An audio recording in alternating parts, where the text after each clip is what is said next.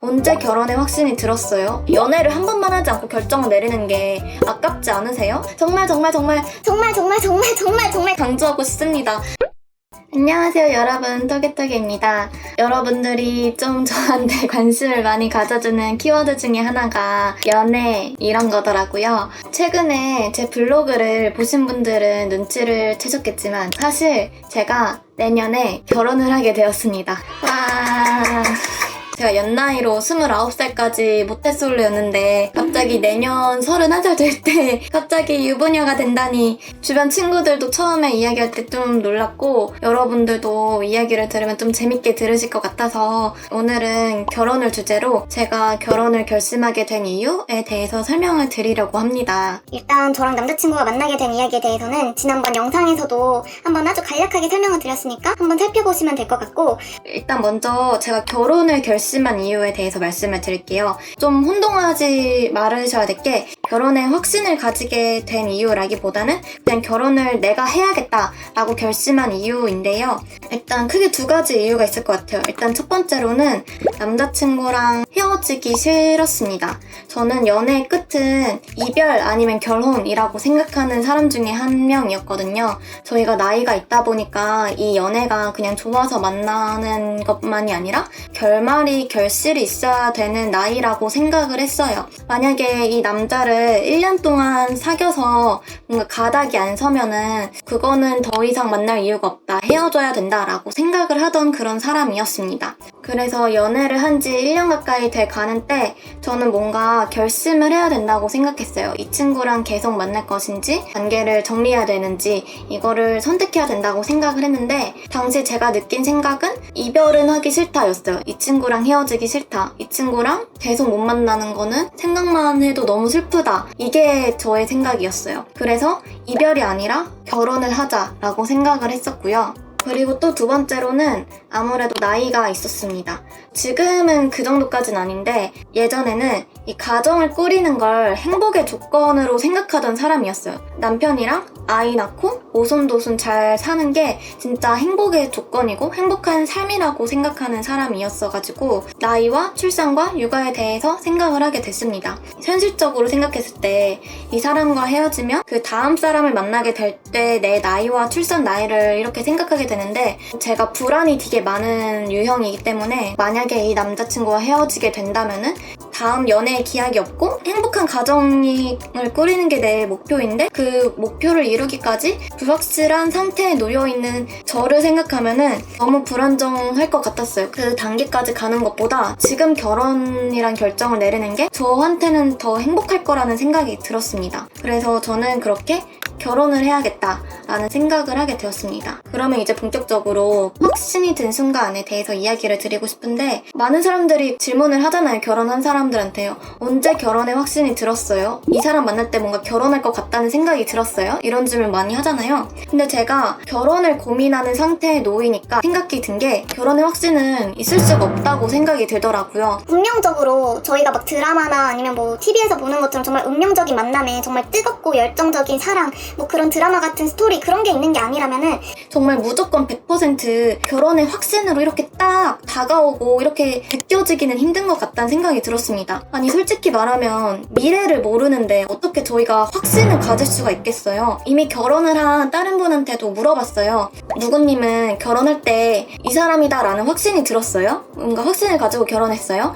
그분도 생각해보면 자기도 뭐 그렇게 확신이 들진 않았던 것 같다. 계속 결혼 준비를 하면서도 이게 맞나? 하고 긴가민가 했던 것 같다 라는 말씀을 하시더라고요. 사실 어떤 사람을 만나더라도 결혼을 하자라고 뭔가 딱 정해지지 않는 이상 그 전까지는 이게 맞나? 내가 결혼을 하자고 하는 게 맞나? 이 사람이 맞나? 라는 고민을 계속 할 수밖에 없어요. 그 전의 단계에선 당연히 확신이 없고 불안할 수밖에 없다고 저는 생각을 합니다. 내가 이 확신이 없는데 어떻게 결혼을 해? 라고 하면서 딱 이 관계를 그냥 정리한다면은 저는 그게 좀 아까운 결정일 수 있다고 그래서 저는 생각을 해요. 이게 정답이 있는 문제가 아니기 때문에 확신이 없는 그런 감정이 너무 당연한 거라고 생각을 하거든요. 근데 저도 사실 솔직히 말씀드리자면 남자친구랑 그래 결혼하자라고 말을 하고 웨딩홀을 보러 다닐 때까지도 저는 그렇게 크게 확신이 없었어요. 결혼 준비하다가 헤어지는 사람들도 많으니까 뭐 우리도 그렇게 될 수도 있고 뭐 이렇게 딱 확실하게 정해두진 말자라고 그래서 저는 생각을 했었어요. 그러다가 남자친구랑 약간 좀 문제가 있어서 이야기를 했었는데 그때 남자친구가 그럼 너는 나랑 결혼하기 싫어? 이렇게 물어보더라고요. 사실 그때가 어떻게 보면 만약 남자친구랑 결혼하기 싫다면 이 관계를 깔끔하게 정리할 수 있는 마지막 기회였는데 나는 그럼 이 친구랑 결혼을 하기 싫은가? 생각을 했을 때 그렇진 않더라고. 이 친구랑 헤어지고 싶진 않더라고. 그래서 제가 아니 이랬고 남자친구가 그럼 너가 그런 마인드로 결혼 준비를 하면 안 돼. 우린 진짜 결혼을 할 거라는 확신을 가지고 준비를 해야 돼 라고 하더라고. 그래서 그때부터 그렇게 확신을 가지고 나니까 뭔가 남자친구도 더 좋아지고 관계도 훨씬 더 안정적이라고 느껴지고 그래서 저는 이 상대방과의 관계가 정립되지 않았을 때 아직 확신을 느끼지 못하는 건 너무 당연하다고 생각하고 우리가 이제 결혼을 하는 거야 확실한 거야 이렇게 갔을 때 오히려 관계가 더 안정감을 느끼고 확신을 느끼게 될 수도 있으니까 결혼의 확신이란 말이 그런 환상에 속하는 말이 아닌가라는 생각이 들어가지고 그런 차원에서 먼저 이 내용을 말씀드리고 싶었습니다. 자, 그럼 진짜 이제 본론으로 들어가 볼게요. 내가 남자친구를 점점 더 결혼의 대상으로 고려를 하고 있다 라고 느낀 몇 가지 순간들이 있었어요. 저는 그 순간들을 공유를 드리고 싶습니다. 이거를 그 사람들이 쉽게 하는 말로 굳이 번역을 하면은 결혼에 확신이 든 순간이라고 굳이 표현을 할 수 있을 것 같아요. 그 순간들에 대해서 이야기를 드리겠습니다. 일단 첫 번째로는 서로 안 맞는 부분이나 아니면 제가 마음에 들지 않는 부분을 상대에게 이야기했을 때 화를 내기보다는 고치는 모습을 보면서 저는 이 사람이 진짜 좋은 사람이구나 라고 생각을 했었던 것 같아요. 예를 들어서 제 남자친구는 좀 맞춤법을 좀 잘 틀렸거든요. 와, 이런 맞춤법을 모를 수 있구나. 처음에는 되게 충격적이어서 톡으로도 그거는 이게 아니라 이게 맞아 라고 말을 했었고 나중에 실제로 만났을 때도 나는 너가 그런 거 틀리는 걸 보면서 나중에 결혼해서 아기 낳고 육아를 하는 문제까지 걱정이 되더라 라는 이야기까지 했었어요. 솔직히 이런 말을 하면은 듣는 사람 입장에서 뭐 솔직히 기분이 나쁠 거 아니에요. 기분도 나쁘고 자존심도 상하고 제 남자친구는 그걸 듣고 제가 한번 지적한 맞춤법은 나중에는 안 틀리려고 고치려고 노력하면서 그런 거 보면 약간 좀 미안하게 느껴질 때도 있긴 하지만 이 친구가 좋은 사람이구나 라는 생각을 했었던 것 같아요. 그리고 또 두 번째는 뭐가 있냐면 이건 진짜 좀 중요한 포인트 같은데 내가 처음엔 중요하게 생각했던 조건이 뭔가 갈수록 별로 중요하게 느껴지지 않을 때 저는 이럴 때 내가 이 친구에 대한 마음이 좀 달라지고 있구나 라는 생각을 했습니다. 모쏠 특징이 이 연애를 결혼과 연관시키는 거라고 말씀드렸었잖아요. 때문에 이 친구는 결혼을 할 수 있는 사람인가? 결혼할 만한 사람인가? 라는 의문을 되게 많이 가졌어요. 결혼을 하는 데는 좀 장애물이 될 수 있겠다라고 생각을 했는데 뭔가 점점 이 친구랑 사귀게 되면서 그런 요소들이 별로 중요하지 않겠다는 생각이 계속 들더라고요. 그러니까 저는 느낀 게 뭐냐면 만약에 이 사람이 마음에 안 들면은 핑계거리가 계속 생겨요. 이 친구가 마음에 안 드는 이유가 계속 생기는 거죠. 그러니까 쉽게 예를 들어서 설명을 드리자면 만약에 이 친구 모아둔 돈이 마음에 안 들어요. 예를 들어서 부모님이 모아둔 돈 없어도 괜찮다 우리가 뭐 몇 억 지원을 해줄 수 있다라고 하면은 이 문제가 해결되는 거잖아요. 그럼 이제 마음에 들면 되는데 그런데도 불구하고 또 다른 시각에서 바라보니까 이 문제가 또 마음에 안 들어요. 부모님이 돈을 지원해준다고 하면은 나중에 뭐 시어머니와의 관계가 좀 미묘해지지 않을까라는 아직 일어나지도 않은 일에 대해서 또 신경이 쓰이고 그게 또 마음에 안 들어요. 근데 만약에 시어머니가 정말 착한 분이야. 너희 그럼 우리한테 뭐 이런 거 안 해줘도 되고 그런 거 뭐 신경 쓸 필요 없다. 그냥 뭐 너희 둘이 행복하게 잘 살아라 라고 말을 했다고 쳐요. 그럼 이 문제가 해결됐음에도 불구하고 또 세 번째로 또 신경 쓰이는 점이 생겨요. 생각해보니까 우리 남자친구 좀 키가 작은 것 같아. 그래 나중에 아들 딸도 키가 작으면 어떡하지? 라는 이런 생기지도 않은 그렇게 중요하지도 않은 거에 대해서 괜히 또 꼬투리를 잡으면서 신경을 쓰고 이게 또 결혼 못할 이유라는 장애물 걸림돌이라는 생각을 하게 되는 거예요. 마음에 드는 사람은 내가 평소에 이상형이라고 생각하고 결혼을 하기 위한 기준, 조건이라고 생각했던 것조차 그렇게 꼭 중요한 요소가 아닐 수도 있겠다 라고 이렇게 저의 생각을 바꿔놓는데 이 반대로 내가 마음에 들지 않는 사람은 이 요소가 해결이 됨에도 불구하고 계속 이 사람과 결혼하지 못하게 되는 핑계거리, 뭔가 걱정거리들, 요소들을 계속 찾게 된다는 거죠. 결혼 결혼을 할까 말까 고민하고 걱정하신 분들에게 조금 뭔가 힌트가 될 수 있겠다는 생각이 들었습니다. 어떤 우리 사이를 가로막는 장애물이 생겼다고 해보세요. 그 상황에서 여러분들은 이 사람이 더 좋아질 것 같으세요? 아니면은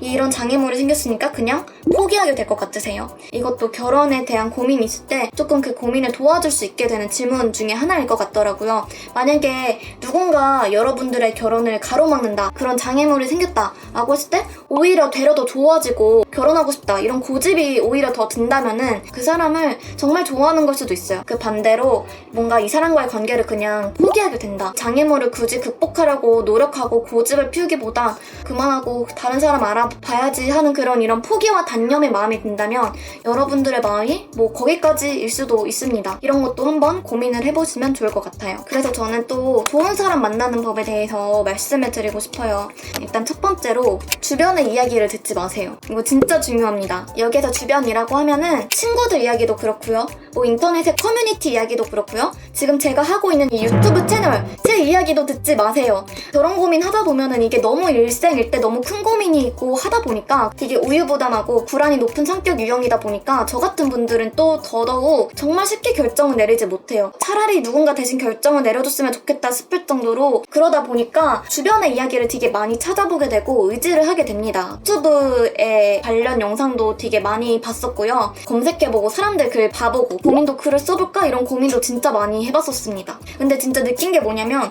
남의 이야기를 들어봤자 이게 영양가가 없고 흔들리기만 하고 정말 도움이 되지 않아요. 제가 앞서 조언을 드렸잖아요. 만약에 장애물이 있었을 때 더 결속이 되고 더 좋아지고 더 고집 부리고 싶어지면 고하고, 만약에 포기하고 싶어지고 단념하고 싶어지면 그냥 포기하는 게 나을 수도 있겠다라고 말씀을 드렸잖아요. 근데 그게 사실 모든 사람들한테 적용될 수 있는 이야기는 아니거든요. 성격마다도 너무 다르고 저도 이렇게 말은 했지만 사실 만약에 저희 엄마가 저희 부모님이 결혼을 반대했다? 약간 좀 그렇더라 라는 말을 했다? 라고 하면 저는 솔직히 결혼 못했을 것 같아요. 왜냐면 저는 어릴 적부터 특히나 엄마, 부모님의 말에 영향을 되게 많이 받았거든요. 만약에 엄마가 나의 의견과 다른 결정을 권해, 그런 게 있으면 저는 그게 너무 신경 써요. 제 의견대로 못하겠어요. 엄마 의견을 따르지 않으면 너무 찝찝하고 너무 신경 쓰이고 너무 불안하고, 그래서 결국엔 엄마 의견을 따르는 경우가 많거든요. 만약에 결혼에 대해서도 남자친구를 데려가고 보여줬는데 만약에 엄마가 마음에 들지 않으셨다면은 남자친구한테 미안하지만 다시 생각해 봐야 될 수도 있다라고 말을 했을 수도 있을 것 같아요. 그럴 정도로 이 사람마다 이 성격도 다르고 이 외부 환경도 너무 다르기 때문에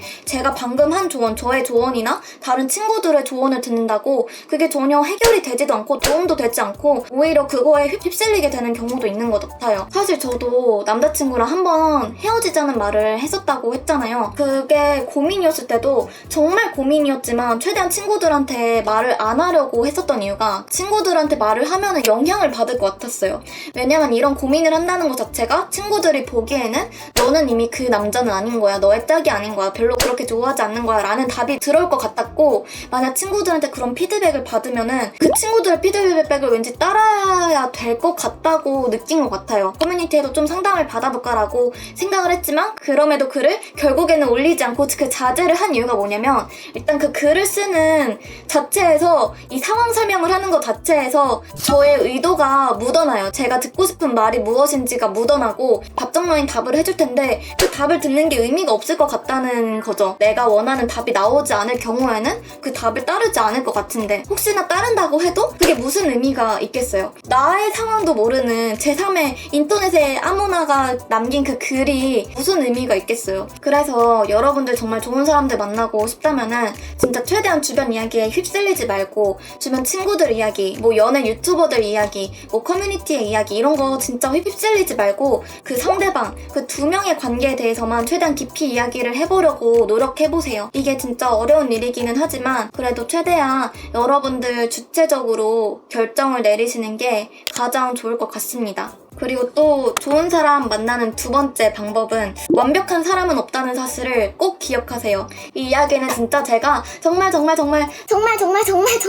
강조하고 싶습니다. 진짜 생각보다 내가 생각하는 모든 조건을 충족시키는 사람이 많지가 않더라고요. 만약에 잘생긴 사람을 만나잖아요. 그럼 잘생긴 사람은 또 자기가 잘생긴 걸 아는 사람이 대부분이에요. 우리 한국 사회에서는. 그리고 막 SNS를 뭐 예를 들어서 활발히 해. 그럼 그것도 저는 또 싫거든요. 막 그런 식으로 조건 하나를 만족시키는 사람이 있으면 조건이 안 좋은 경우가 분명 있어요. 그런데 이거 가지고 다 만족스럽지가 않네? 아, 이 사람은 결혼을 할 사람이 아니다 라고 이렇게 단정을 지어버리면은 내가 생각하는 이 모든 조건을 만족하는 사람은 절대 나타날 수 없고 절대 있을 수가 없다는 거죠. 여러분들이 만약 지금 사귀는 사람이 좋은 사람인데 좀 신경 쓰이는 요소가 있어. 그것 때문에 결혼을 망설이고 있어. 만나고 있는 그 사람의 좋은 점과 그 망설이는 그 조건까지도 모두 충족하는, 모두 만족시키는 그런 사람이 여러분들 인생에 다음번에 만날 수 있기가 좀 힘들 것 같다는 말씀을 미리 드리고 싶어요. 그리고 세 번째는 뭐냐면요. 나의 상식, 나의 가치관과 통하는 사람을 만나세요. 세상 사람들이 정말 다 비슷하게 살아가고 있는 것 같잖아요. 다 같은 공간에서 같은 일을 하면서 이 비슷한 사회적 단계를 거치면서 이 옆에서 지나다니면서 같이 살고 있다 보니까 우리가 다 비슷한 똑같은 생각을 하고 있다고 생각을 하는데